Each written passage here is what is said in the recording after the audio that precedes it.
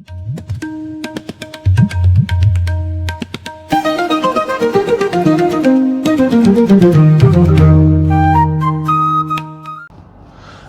साथियों, देवशास्त्रों के एक और नए सेगमेंट में आप सभी का स्वागत करता हूं। आशा करता हूं कि आप सभी अच्छे होंगे, स्वस्थ होंगे।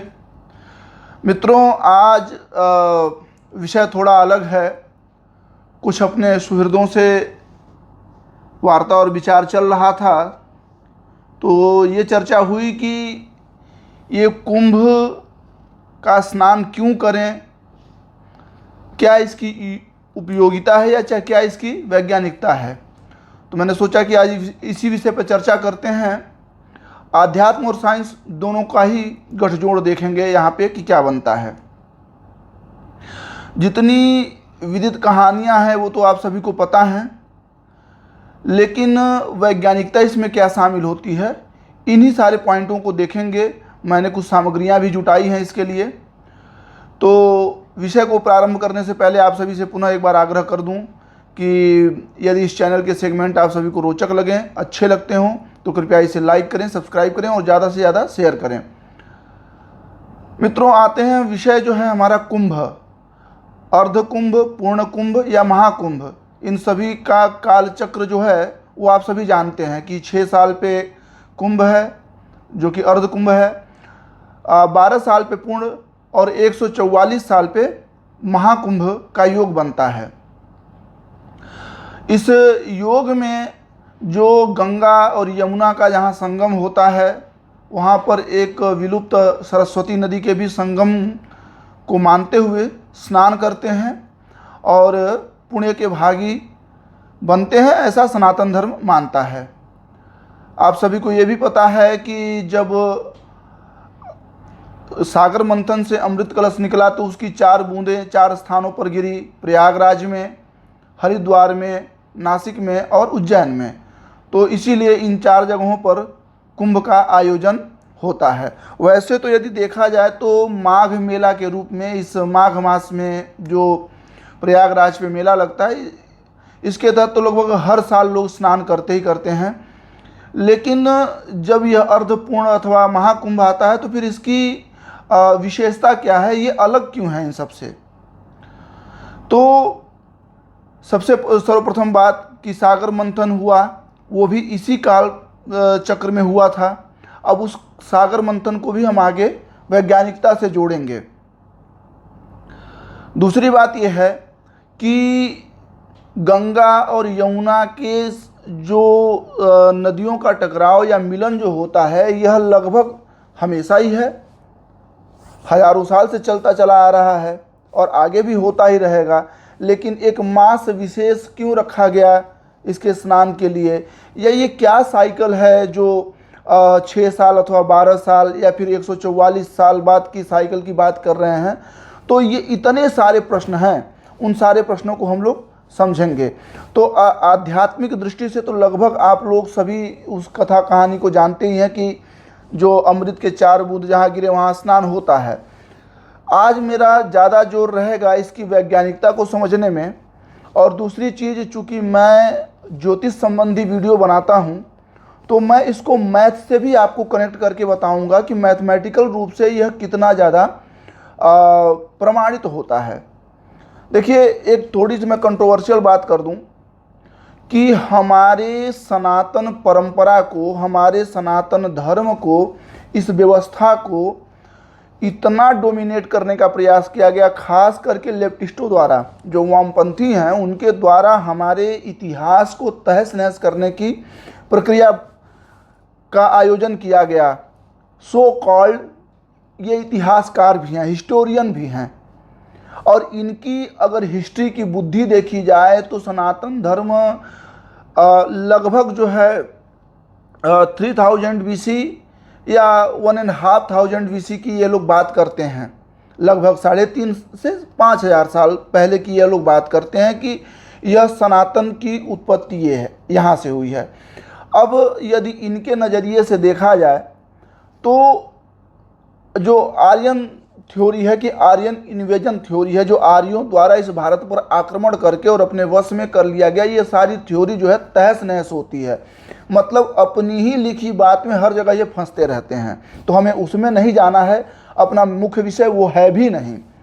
हमें सिर्फ इन विषयों पर जाना है कि यही स्थान क्यों चुना गया और कैसे यहाँ पर 3 नदियों का, जब हम बचपन से ये सुनते हुए आ रहे हैं कि गंगा यमुना सरस्वती, गंगा यमुना सरस्वती, तो फिर इन 3 नदियों के संगम में सिर्फ 2 ही नदियाँ दिखती है। जितने लोग भी संगम गए होंगे, संगम पे स्नान किया होगा, तो वहाँ पर आपको गंगा और यमुना के दोनों के जलों का डिफरेंटेज साफ साफ पता चलेगा।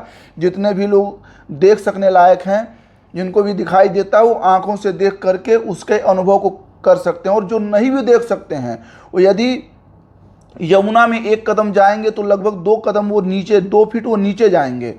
वो 10 कदम अगर आगे चले गए तो बहुत नीचे चले जाएंगे। यहीं गंगा में वो जितनी भी दूर चलते चले जाएं, घुटने तक ही जल रहता है। तो यह संगम लगभग नग्न आंखों से दिखाई देता है। मेरा विषय यह है कि सरस्वती का आगमन कैसे। तो मैं एक बात और बता दूं कि जो वैदिक काल में ऋषि हुए, उन्होंने ऋग्वेद के माध्यम से कई जगह पे नदियों का वर्णन किया है कि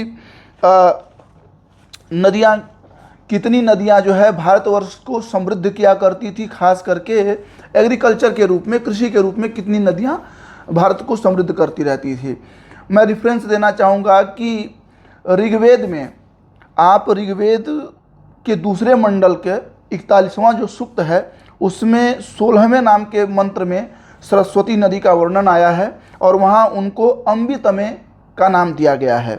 वैसे ही ऋग्वेद के ही 10वें मंडल में जो 75 नंबर का जो सूक्त है, उसमें लगभग 10 नदियों का वर्णन किया गया है 5 नंबर मंत्र के साथ ही। तो इसकी समृद्धता विशेष करके बताई गई है और इस सूक्त का नाम ही, जो 10वें मंडल का 75वां सूक्त है, उसका नाम ही नदी सूक्त रख दिया गया, क्योंकि नदियों की इसमें विशेष करके चर्चा की गई है। अच्छा, जो दूसरा मंडल का मैंने 41वां सूक्त कहा, जिसके 16वें मंत्र में सरस्वती नदी की व्याख्या की गई है, तो बहुत लंबे से व्याख्या की गई है। वहाँ इस बात को यह समझाया गया है कि सबसे ज़्यादा प्रवाहशाली, सबसे ज़्यादा जलों से भरी पूरी यदि कोई नदी थी उस समय, जबकि वैदिक ऋषियों की मैं बात करूँ, जबकि ये चर्चा की जा रही है, तो बहुत भरी पूरी नदी थी। लेकिन ये जो सो कॉल्ड क्या कह सकते हैं, इनको हिस्टोरियन है, मैं तो इनको हिस्टोरियन मानता भी नहीं, इनके मतलब इनकी बुद्धि के अनुसार यदि हम चलें तो हजारों सालों से सबसे ज़्यादा बड़ी नदी कुछ ही सालों में सूख गई। अब इसकी हम आधुनिक युग में चर्चा करते हैं। देखिए क्या है कि कई बार हमारे भारत के संसद में संबंधित मंत्रियों द्वारा, जल संसाधन के मंत्रियों से क्वेश्चन भी पूछा गया है कई बार कि इसकी प्रामाणिकता क्या है, कोई वैज्ञानिकता है क्या सरस्वती नदी की, जो इसकी इतनी चर्चा होती है। तो उसका जो है जियोलॉजिकल जो सर्वे है, उसका कई बार डेटा भी निकाला गया और उस डेटा से भी पता किया गया कि ऐसी कई सारी नदियाँ जो कि हमारे हिमालय से निकल के आती हैं और इस चीज़ को फीड करती हैं। अब जो इसरो बताता है, मैं आपको रेफरेंस भी दे दूंगा, आप इसरो के वेबसाइट पे जाकर के इस बात को चेक भी कर सकते हैं। उनके अनुसार जो है, एक कोई नदी तो है, वह जमीन के नीचे लगभग 1.5 से 2 किलोमीटर नीचे से वो प्रवाहित होती है। अब आपको आश्चर्य होगा कि क्या जमीन के नीचे भी कोई नदी है, तो हाँ, समुद्र के अंदर भी नदी होती है और वो अलग से दिखाई देती है कि एक जल का प्रवाह अलग से हो रहा है उस पानी के बीच में भी। उसी तरीके से जमीन के नीचे भी नदियां बहती हैं और गंगा और यमुना में जो पानी आ रहा है, वो इतना ज़्यादा पानी है ही नहीं जितना ज़्यादा पानी वो दिखाई देता है। जो एग्रीकल्चर वाले होंगे उनको बड़ी अच्छी तरीके से पता होगा कि वो बांगर और वो बलुई दोमट मिट्टी और इनको बनाने का और हर साल मिट्टियों को बदलने का जो नदियों का क्रम होता है मैदानी क्षेत्रों में खास करके, वो कैसा होता है, ये एग्रीकल्चर वाले बहुत अच्छी तरीके से समझते होंगे। तो नदियों में, दोनों नदियों में इतना जल ही नहीं होता है जो आगे चल करके इतना बड़ा डेल्टा बनाए, क्योंकि यमुना और गंगा के बीच में, जब दो नदियों के बीच में कोई स्थान हरित हो जाता है दो नदियों की उर्वरक शक्ति को लेकर के, तो उस स्थान को डेल्टा कहते हैं, बहुत उपजाऊ माना जाता है। और हिस्ट्री में तो आपने ये जाना और सुना भी है कि मगध एक ऐसा राज्य था भारतवर्ष का, पुरातन भारतवर्ष का, जो हमेशा से समृद्ध सिर्फ इसी बात को लेकर था क्योंकि वहाँ बड़ी उपजाऊ भूमि थी। कारण क्या था? बिकॉज ऑफ डेल्टा था, वो गंगा और यमुना के बीच के दो आब की स्थिति थी वहाँ पर। अब जो जियोलॉजिकल सर्वे से इलेक्ट्रोमैग्नेटिक उसका मैपिंग किया गया, तो उसमें ये पाया गया कि लगभग 1.5 से 2 किलोमीटर नीचे एक नदी बहती है, वो इसको फीड करती है। उसकी टोटल लंबाई नदी की लगभग 45-45 किलोमीटर है, चौड़ाई 4 किलोमीटर है और 15 मीटर वो गहरी है। लेकिन यह तो जियोलॉजिकल सर्वे है। अब यहाँ से अगर हम 45 किलोमीटर अगर देखा जाए तो वो हिमालय तक तो नहीं पहुँचती है, लेकिन इसरो ने इस पर शंका भी व्यक्त की कि कहीं न कहीं यह नदी और अंदर और नीचे से हो सकता है कि हिमालय से भी ये कनेक्टेड हो।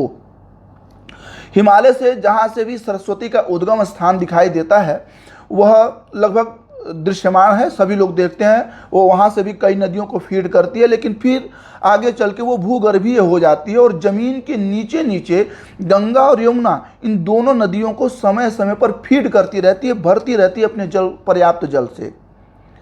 और वो चूँकि केंद्रीयकरण होकर के चलती है।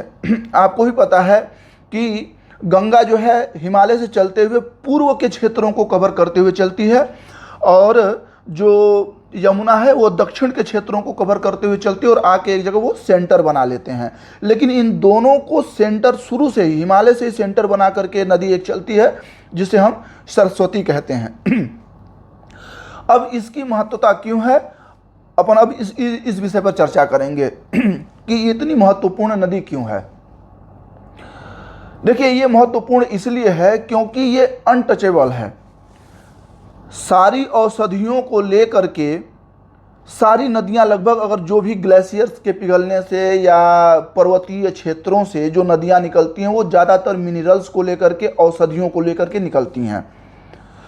अब लगभग हर नदी के जल में कीड़े पड़ जाते हैं, पर ऐसा कहा जाता है और देखा भी गया है कि गंगा नदी के जल में कीड़े नहीं पड़ते। अब नदी इतनी दूषित हो गई है कि उसमें कीड़े पड़ने लगे हैं लेकिन कीड़े नहीं पड़ते। तो क्या इसका कारण यह है कि उसके अंदर मिनरल्स ज़्यादा हैं? तो भाई और भी बहुत सारी नदियाँ, चूँकि जैसा कि मैंने कहा कि 10वें मंडल में तो 10 नदियों का वर्णन वैदिक ऋषियों ने किया है और आज भी वो दृश्यमान है। लेकिन क्या इन अन्य नदियों में तो कीड़े पड़ जाते हैं, इसमें क्यों नहीं पड़ते उनके जलों में? तो नीचे से हाईली मिनरल्ड जो है वह सरस्वती फीड कर रही होती है हर समय सरस्वती उनके जल को बदलते रहती है, इसीलिए उसमें कीड़े नहीं पड़ते हैं। तीसरी बात, अब हम आते हैं कि स्नान का यह जो समय रखा जाता है या ये जो कुंभ बोला जाता है और उसमें ये कहा जाता है कि हम जाकर के स्नान करें, तो इसके समय का निर्धारण कैसे होता है? देखिए, क्या है कि आप सभी को विदित है कि 12 सालों में बृहस्पति एक चक्कर पूरा करते हैं। अर्थ के सूर्य के एक चक्कर को पूरा करने में जहां उन्हें 12 साल लगता है, वहीं ठीक वह वृष राशि पर जब आते हैं तो वो ठीक उसी केंद्र बिंदु के सामने होते हैं जहां पर ये स्नान की जगह रखी गई है, ठीक उसके सामने पे होते हैं। और मैं साथ में पंचांग भी लेकर के बैठा हुआ हूं और बताने की ये कोशिश है कि आप किसी भी पंचांग में जाएंगे तो वहाँ देखेंगे कि एक पखवाड़े की कुंडली बनाई जाती है। उससे वहाँ संबंध क्या है? उससे संबंध यह है कि कौन सा ग्रह किस राशि में चल रहा है। और अगर आप मेरे प्रीवियस वीडियो को देखते आ रहे होंगे तो मैंने डिग्रियों समेत पूरी राशियों की स्थिति को बताया है कि कौन सी राशि कितनी डिग्री की और उसमें किन नक्षत्रों का कैसा कैसा चरण होता है, ये सारी चीज़ें मैंने पहले भी बता रखी है। तो यदि आपको विधिवत जानना है तो आप उन वीडियो पर जाकर के विजिट कर सकते हैं। आज हम तात्कालिक विषयों की बात करते हैं। तो पंचांग मेरे हाथ में है। जैसा कि आपको पता है कि मकर राशि पर सूर्य आ गए, 15 जनवरी से मकर संक्रांति हो गई। दूसरी चीज, बृहस्पति का, जैसा कि मैंने कहा कि इन काल के बीच में जो बृहस्पति हैं वो वृष राशि पर आ जाएंगे। ये नोटेट करते चलिएगा, दूसरे नंबर की राशि वृष राशि पर बृहस्पति आ जाएंगे। अब बृहस्पति तो हर 12 साल बाद आते हैं और वो पूर्ण कुंभ हो जाता है, या ठीक इसके छठी जो इसकी राशि पड़ेगी, और छठी राशि इसकी पड़ेगी तुला, तो तुला पर ये 6 सालों में पहुंच जाते हैं, तो इसलिए अर्ध कुंभ लग जाता है। और वृष राशि पर जब ये पूर्ण कुंभ में आते हैं तो ठीक जिस स्थान पे स्नान की जगह बनाई गई उसके ठीक सामने होते हैं, यानी उनका ग्रेविटेशनल फोर्स इस जगह पर ज़्यादा लगता है। तो एक बात तो ये हो गई। अच्छा, सूर्य हर साल मकर राशि में इसी महीने में आते हैं, तो ये 2 चीज़ें तो आप जान लिए। तीसरी चीज़, हम चंद्रमा को ले लें और साथ ही साथ में बुध की भी चर्चा करूंगा। चंद्रमा चूंकि पृथ्वी के इर्द गिर्द रहते ही हैं, और चंद्रमा का जैसा कि मैंने आपको बताया कि 2.25 दिन में वह एक नक्षत्र बदल देते हैं। चूंकि चंद्रमा बहुत छोटे हैं, पृथ्वी से टाइटली लॉक्ड हैं, उसके ग्रेविटेशनल पुल के अंदर आते हैं, तो चंद्रमा की मैं इतनी ग्रेविटी की बात नहीं करूंगा, चूंकि आगे मैं समझाऊंगा भी, इस बात को भी मैं चर्चा में लाऊंगा कि चंद्रमा की भी ग्रेविटी कितनी जरूरी है यहाँ पर, उससे लेकर के हम उदाहरण के तौर पे समझेंगे। अब इन 12 सालों में सूर्य के साथ चल रहे बुध, तो बुध हमेशा उस ग्रेविटेशनल फोर्स में है, यानी उनका ग्रेविटेशनल एक तरीके से दंतहीन सर्प कह सकते हैं, उनका होना ना होना डजंट मैटर, बिकॉज ऑफ सूर्य की ग्रेविटी के आगे बुध की ग्रेविटी चलेगी ही क्या, और हमेशा बुध के साथ ही सूर्य को चलना है। चंद्रमा 2.25 दिनों में अगर पूरा कर रहे हैं तो 1 महीने में उनको पूरी पृथ्वी का चक्कर काट ही लेना है, तो उनकी लगभग सारे नक्षत्र उसमें आ ही जाते हैं। बृहस्पति 12 सालों बाद इस जगह पर आ चुके हैं, और लगभग वह 1 महीने तक उनकी ग्रेविटेशनल फोर्स प्रयागराज के ठीक ऊपर बहुत ज़्यादा रहेगी। हमारे चर्चा का विषय यह है कि इस बार का कुंभ इतना महत्वपूर्ण क्यों बताया जा रहा है, जो कि 144 साल बाद, यानी बृहस्पति ने अपने 12 सालों के 12 चक्कर लगा लिए हैं और फिर इस स्थान पर बृहस्पति आए हैं। तो बृहस्पति के इन 12 चक्रों से क्या हुआ, देखिए इकलौते बृहस्पति से यहाँ बात नहीं हो रही है, जो और भी प्लैनेट हैं उनका भी अलाइनमेंट हो रहा है, और लगभग 6 से 7 प्लैनेट का अलाइनमेंट हो रहा है। मैं यहाँ पर चंद्रमा को छोड़ करके बात कर रहा हूँ, क्योंकि ज्योतिष शास्त्र के अनुसार तो चंद्रमा भी एक प्लैनेट हो जाता है और उसमें अर्थ नहीं गिनी जाती, लेकिन यहाँ पर मैं अर्थ और चंद्रमा इन दोनों को अलग करके बाकी 7 प्लैनेटों के इन्फ्लुएंस की मैं बात कर रहा हूँ, जिसमें से कुछ प्लैनेट को तो आप अपनी नंगी आंखों से देख भी सकते हैं इस समय, खास करके शुक्र, बृहस्पति, मंगल, आई मीन टू से मार्स, जुपिटर और वीनस, ये आप इन 3 को तो देख ही सकते हैं। साथ ही साथ नेपच्यून, सैटर्न, यह भी अलाइनमेंट कर रहे हैं, और ये इन सबका अलाइनमेंट, जिसको आप एक कहते हैं ना कि planet parade, the parade of planet, क्या मतलब हुआ कि जब एक सीध में कोई श्रृंखला बना दी जाती है, कोई श्रृंखलाबद्ध चीज़ें कर दी जाती हैं, तो उसे परेड कहते हैं, लेकिन ये चलती हुई चीज़ों के साथ ही होता है। तो ये जो परेड ऑफ प्लैनेट हो रहा है, इसमें लगभग 7 ग्रहों का, और 21 जनवरी के बाद से ये सारे अलाइनमेंट बना लेंगे, और अलाइनमेंट ये बनाने से इनके क्या होगा कि चूंकि बृहस्पति की ग्रेविटी इन सब में सबसे ज़्यादा होगी, तो स्लिंग शॉट होगा यहाँ पे, यानी अन्य की भी जुपिटर जो है ग्रेविटी खींच लेंगे। इस 21 तारीख से बृहस्पति अकेले शुरू दिन से खींच रहे हैं, जब से बृहस्पति आ चुके हैं इसमें, तब से वो ग्रेविटेशनल फोर्स बनाए हुए हैं, लेकिन अब बृहस्पति को 7 और ग्रहों के ग्रेविटेशनल फोर्स की ताकत मिल जाएगी। अब इसके मिलने से क्या होगा, अच्छा एक चीज़ और मैं आपको बता दूं कि आपने देखा होगा जब जियो सिंक्रोनस में कोई भी सैटेलाइट छोड़ी जाती है, सैटेलाइट के 2 पाथ होते हैं, तो मैं बात कर रहा हूं कि जियो सिंक्रोनस में जो सैटेलाइट छोड़ी जाती हैं और उसके बाहर जब कोई सैटेलाइट छोड़ी जाती है तो उसको ये प्रयास किया जाता है कि जो लैग्रेंजियन पॉइंट है उसी के ऊपर रखा जाए, ताकि सूर्य और पृथ्वी इन दोनों की ग्रेविटी उसको स्थिर बनाए रखे और सैटेलाइट में एक्स्ट्रा फ्यूल न देना पड़े। तो इस समय अलाइनमेंट चूंकि सूर्य का भी वैसा आ जाएगा तो सूर्य अपोजिट काम नहीं करेगा।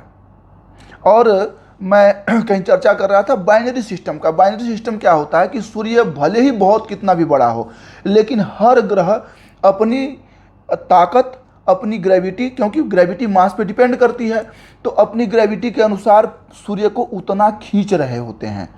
बहुत ज़्यादा नहीं खींच पाते, लेकिन उतना तो उसके अपने ठीक पॉइंट से इधर उधर कर ही देते हैं। और अब जबकि 6 प्लैनेटों की ग्रेविटी सूर्य पे लगेगी तो सूर्य को वो थोड़ा और ज़्यादा खींचेंगे और सूर्य का भी जो ग्रेविटेशनल फोर्स है वो इसमें अलाइनमेंट कर जाएगा। अब ये सारी बातें बताने का तात्पर्य क्या है? देखिए, मैं इसको मैथ से इसलिए समझाने की कोशिश कर रहा हूँ कि आपकी श्रद्धा हमारे सनातन, हमारे ऋषियों पर अधिक से अधिक बढ़े। उसका कारण क्या है कि आज की आधुनिकता, ठीक है, वैज्ञानिकता चाहे जितनी भी बढ़ गई हो, आधुनिक समाज हो गया है, मॉडर्न टाइम आ चुका है, लेकिन एक समय महर्षियों को आप इससे इग्नोर नहीं कर सकते कि वो भी एक बहुत बड़े साइंटिस्ट थे। और मुझे तो जहाँ तक लगता है कि जब यह प्रयास किया गया था सागर मंथन का, तो इस अलाइनमेंट को क्यों देखा गया था, मैं उस बात को भी इस बीच में, क्योंकि वो सागर मंथन था, यहाँ हम कुंभ में नहा रहे हैं। अब आपने सुना होगा, जो भी लोग समुद्र में के दर्शन को गए हैं या समुद्र के किनारे रहते हैं तो उनको पता होगा कि हाई टाइड्स आते रहते हैं। पूर्णिमा के दिन चंद्रमा अपनी पूरी ग्रेविटी से हाई टाइड्स लाता है, ज्वार लाता है, समुद्र के पानी में उछाल आता है। तो क्या समुद्र के पानी में ही आता है? नहीं, एक गिलास में भी रखे पानी में भी वह उछाल आता है, हमें नहीं दिखता, वो वाइब्रेशन करके ही रह जाता है। उसका रीजन क्या है? रीजन है ग्रेविटी उसी पे असर करेगी जिस पे मास होगा। जितना ज़्यादा मास होगा, आई मीन टू से कि जितना ज़्यादा वजन होगा, अगर एक चींटी को आप कितने भी सैकड़ों किलोमीटर से ऊपर अगर छोड़ देंगे नीचे गिरने के लिए, वो मरेगी नहीं, और वो बहुत धीरे धीरे आएगी, क्योंकि उसके पास वजन नहीं है और ग्रेविटी उस पर उतना काम ही नहीं करेगी। तो ये सारी चीज़ें डिपेंडेंट है ग्रेविटेशनल फोर्स पे। अब जो मास कंजम्पशन है इसका, अगर उसके हिसाब से देखें तो चंद्रमा अपने मास के हिसाब से ग्रेविटी बना करके हाई टाइड्स या ज्वार ले आता है। अब जहाँ पर सूर्य के साथ सात ग्रहों की ग्रेविटी, और वो वैसे ग्रह जो पृथ्वी से बहुत बड़े बड़े ग्रह हैं, वैसे ग्रहों की ग्रेविटी जो है वहाँ पर यानी प्रयागराज के ऊपर लग रही है। और ग्रहों को मैं इसमें जोड़ लूँ तो अब देखिए, अगर गुरु वृष में चल रहे हैं तो मंगल ठीक उसके बगल वाली मिथुन में चल रहे हैं। यानी अलाइनमेंट अगर देखा जाए तो 72 डिग्री से ज़्यादा का अलाइनमेंट है ही नहीं किसी का। 72 डिग्री के अंदर ही सारे लोग आ चुके हैं। इसका मतलब क्या है कि एक दूसरे के अगल बगल लाइन से सभी लोग खड़े हो चुके हैं। अब आते हैं हम अपने नेक्स्ट विषय पर कि इस ग्रेविटी की ज़रूरत क्या है। तो आपको याद होगा कि मैंने प्रारंभ में कहा था कि लगभग 1.5 से 2 या 2.5 से 3 किलोमीटर नीचे वह सरस्वती नदी बहती है और अपने जल से इन दोनों को फीड कर रही होती है। तो उसके अंदर जो मिनरल्स हैं, जो खनिज तत्व हैं, वो खनिज तत्व हमें मिले कैसे? और एक छोटी सी बात मैं आपको खनिज पे भी बता दूं। लगभग जो लोग डॉक्टर हैं वो हो सकता है कि मेरे विषयों से सहमत हों, और यदि नहीं भी हैं तो ढूंढें उस बात को कि हमारी पूरी बॉडी को स्वस्थ रहने के लिए लगभग 130 मिनरल्स की आवश्यकता पड़ती है। आप किसी भी कंपनी का अगर बॉटल खरीद लें तो ज़्यादा से ज़्यादा उसमें अगर मिनरल्स होंगे तो 10 से ज़्यादा मिनरल्स हो ही नहीं सकते हैं। ये पॉसिबल नहीं है, क्योंकि वो हिमालय से जा करके और जल भर करके नहीं ले आ रहे हैं। वो पत्थर कूच करके उसको छान करके ही वो जल पैक करके बेचते हैं। वो कोई भी कंपनियों में किसी का नाम नहीं लेना चाहूँगा। अब मिनरल्स हमें 130 चाहिए, मिलते कितने हमको? 2, 3, 4, ज़्यादा से ज़्यादा 10। जो लोग बहुत ज़्यादा कॉन्शियस होते हैं अपने खान पान को लेकर के, वो 15, 20, 25 भी जुटा लेते हैं। इकलौता एक शिलाजीत जो हमारे वहाँ प्रचार है कि वो सेक्स पावर के लिए लोग खाते हैं, पर ऐसी बात नहीं है। शिलाजीत ही एक ऐसा तत्व है जिसमें 92 to 95 92 से लेके 95 खनिज जो है, मिनरल्स अकेले शिलाजीत में पाए जाते हैं। और कई बार तो इस शिलाजीत से दवाई भी बनती है, कैंसर में रिलीफ के लिए, अन्य बीमारियों के रिलीफ के लिए, क्योंकि आपको जब आपके मिनरल्स मिलने लगेंगे तो फिर बीमारियां तो नहीं होंगी।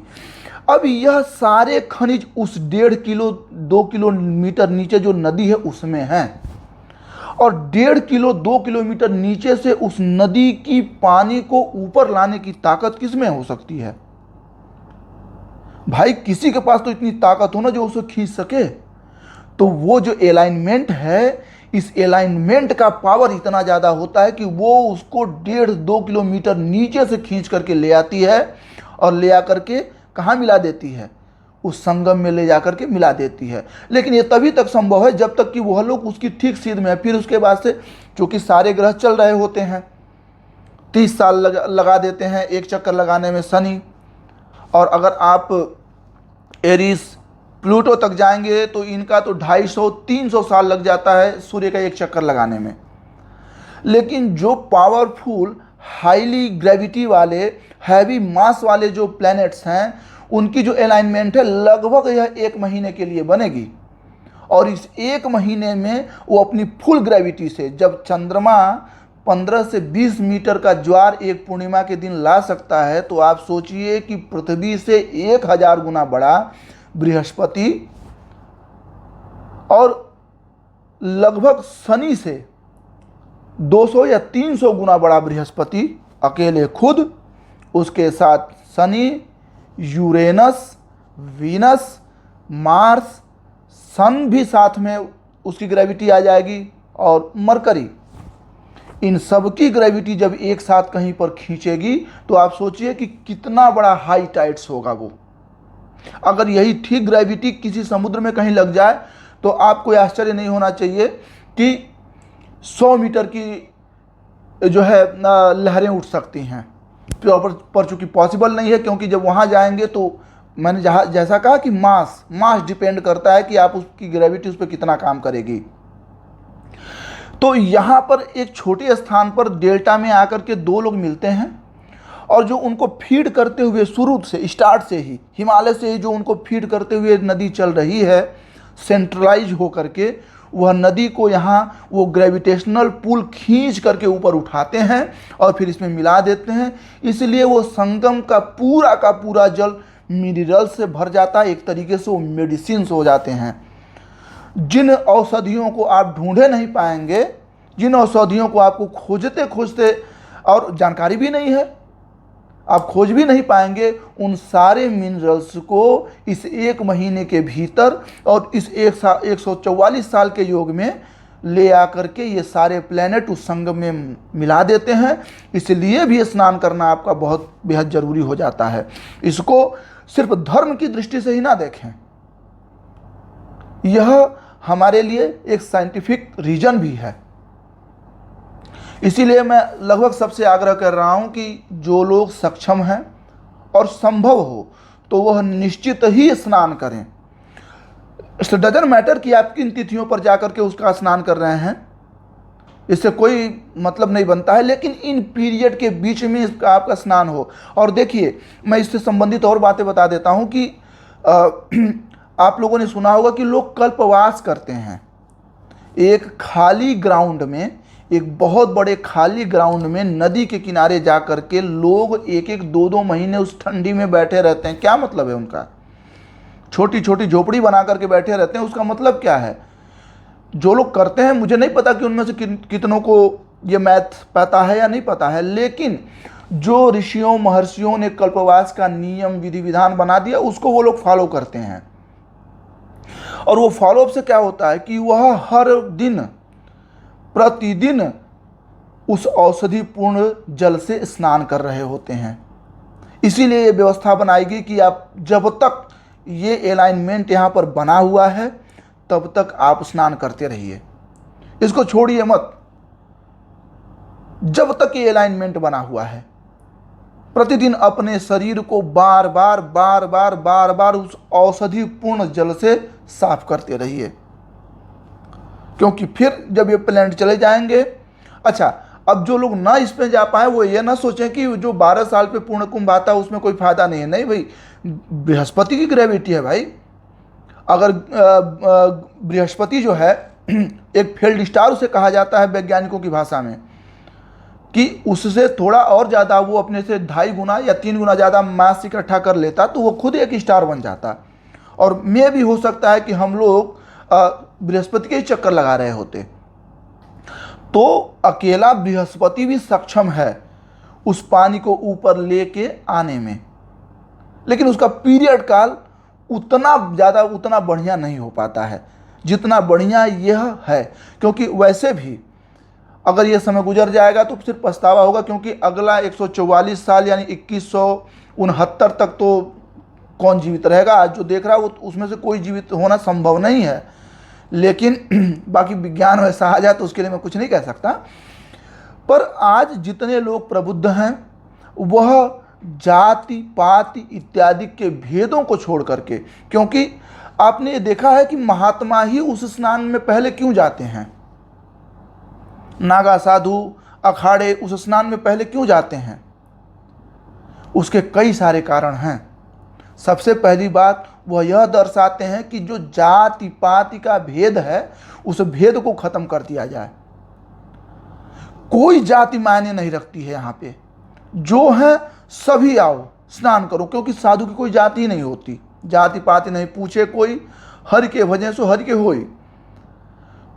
दूसरी चीज, अनन्यान्य क्षेत्रों से उपस्थित महात्मा हर जगह की अलग कंडीशन को परिस्थितियों को देख करके आए हुए महात्मा एक स्थान पर शुद्ध बुद्धि हो करके आगे क्या करना है इसकी चर्चा करते हैं। आगे कैसे हमारे समाज को, हमारे धर्म को, हमारी परंपराओं को यूनाइटेड रखना है, यूनाइट करना है, और किन किन लोगों पर इसकी रिस्पॉन्सिबिलिटी या अकाउंटेबिलिटी देनी है, इन सब का निर्णय भी होता है। लेकिन वही बात कि पहले का महत्व ये समझें कि वह महात्मा आकर के यह बताते हैं कि सिर्फ एक रंग, और वह है ऊर्जा का रंग। बस इसी एक रंग में आप सबने रंग जाना है, न किसी की कोई जाति है, न धर्म है, और ना ही कोई पंथ व्यवस्था है यहाँ पर। क्योंकि आप सभी जानते हैं हजारों सालों से इसको कुचलने की सनातन धर्म को कोशिश की गई। मैं दावे से कह सकता हूँ न तब कोई संभव हुआ, न आज की वर्तमान परिस्थिति में कोई संभव है, और ना ही आगे कोई संभव होगा। क्योंकि सनातन केवल मात्र अकॉर्डिंग टू और लोगों के, मैं यहाँ पर अकॉर्डिंग टू से ये संबंधित कर देता हूँ कि according to so called intellectual, कि उनको लगता है कि सनातन एक पंथ है। नहीं, सनातन एक जीवन है। इसमें हजारों साल तक हजारों लोगों ने, जिसे हम ऋषि महर्षि ब्रह्मर्षि कहते हैं, उन्होंने अपने जीवन को दिया है रिसर्च करने में। उनके रिसर्च से उपस्थित हमारे पास यह एक समृद्धशाली संपत्ति है। तो इसे खत्म कर देना यह तो आपके स्वप्न की बात है, इससे छेड़छाड़ भी आपके बस की बात नहीं है। तो यह जो आग्नेय वस्त्र आकर के पहले स्नान करता हुए दर्शाता है कि सभी बिना रंग के हो जाओ, और आकर के यह जो वैज्ञानिक रूप से अलाइनमेंट हुआ है इसका फायदा लो। इन सारी औषधियों के जल में स्नान करो, यानी अमृत स्नान करो, अमृत के जल में स्नान करो। यह उन ऋषियों का आदेश है। तो मुझे लगता है, आई होप कि आप लोग वैज्ञानिक दृष्टि से भी इन चीज़ों को समझ गए होंगे। जैसा कि मैंने कहा कि मैं चूँकि ज्योतिष पे ही वीडियो बनाता हूँ और मेरा ज़्यादा से ज़्यादा प्रयास यही रहता है कि मैं मैथमेटिकल रूप से उस चीज़ को सिद्ध करने की कोशिश करूँ। यदि आप सभी को यह वीडियो पसंद आया हो, आपके लिए कुछ यूजफुल हो और आपको कुछ समझने को मिला हुआ हो, तो कृपया इसे ज़्यादा से ज़्यादा लाइक करें, सब्सक्राइब करें और शेयर करें। और यदि इससे जुड़े कोई अन्य भी प्रश्न हैं आप सभी के, तो आप इसके माध्यम से पूछ सकते हैं। धन्यवाद।